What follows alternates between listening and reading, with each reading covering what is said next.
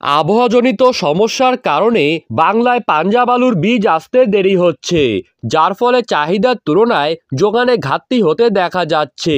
এমনিতে সরাসরি জলন্ধর থেকে পশ্চিমবঙ্গে আলুর বীজের গাড়ি ঢুকতে যা সময় অন্যান্য দিনে লেগে থাকে, বর্তমানে কিন্তু কুয়াশাজনিত কারণে তার চেয়ে বেশি সময় লেগে যাচ্ছে।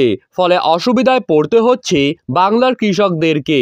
কিছু কিছু এলাকায় টাকা দিলেও বীজ না মেলায় চাষ শুরুই করতে পারছেন না কৃষকেরা, আর তা জানাচ্ছেন গ্রাম বাংলার প্রান্তিক চাষিরা। আজ ঘাটালে জ্যোতি আলুর বীজের দাম দেখা যাচ্ছে 2550 থেকে 2800 টাকার মধ্যে। আর পোখরাজ আলুর বিভিন্ন কোয়ালিটির বীজের দাম ঘাটালে কিন্তু আজ রয়েছে 2000 টাকার মধ্যে। চন্দ্রকোনা টাউনে আজকের দিনে জ্যোতি আলুর বীজের দাম 2450 থেকে 2700 টাকায় বিক্রি হচ্ছে। কিছু কিছু জায়গায় চড়া দামে আলুর বীজ বিক্রি করার খবরও কিন্তু পাওয়া যাচ্ছে। মাথার ঘাম পায়ে ফেলে কষ্ট করে আলুর চাষ করার পর 2024 সালের মতোই আগামী বছরেও যাতে চাষিরা ন্যায্য দাম পায়, সেই কামনাই কিন্তু করছেন পশ্চিমবঙ্গ বীজ ব্যবসায়ী সমিতি।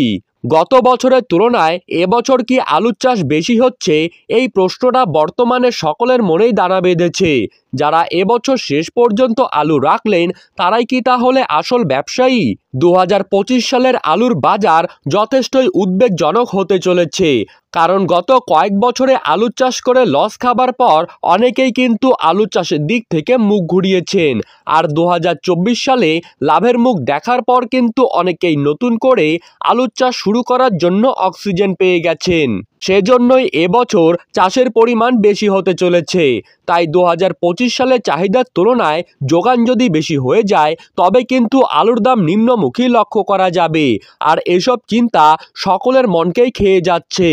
আপনারা যা যা করবেন তা কিন্তু নিজে ভেবেচিন্তে করবেন। অন্যের কথা শুনে যদি কোনো ভুল পদক্ষেপ নিয়ে ফেলেন, তাহলে কিন্তু টোটাল লসটাই আপনাকে গুনতে হবে। আশেপাশে কি হচ্ছে না হচ্ছে সব কিছুর খবরাখবর রাখুন এবং এগিয়ে যান। চাষের শুরুতেই যখন কালোবাজারের মুখে পড়তে হয় কৃষক বন্ধুদেরকে, তখনই কিন্তু তাদের মনটা ভেঙে যায়, তাদের মনোবল দুর্বল হয়ে যায়। তাই আপনারা সকলেই নিজ এলাকায় কালোবাজারের বিরুদ্ধে পদক্ষেপ নিন, যাতে করে আগামী দিনে চাষিদের জীবন থেকে কালোবাজারি শব্দটাই মুছে যায়।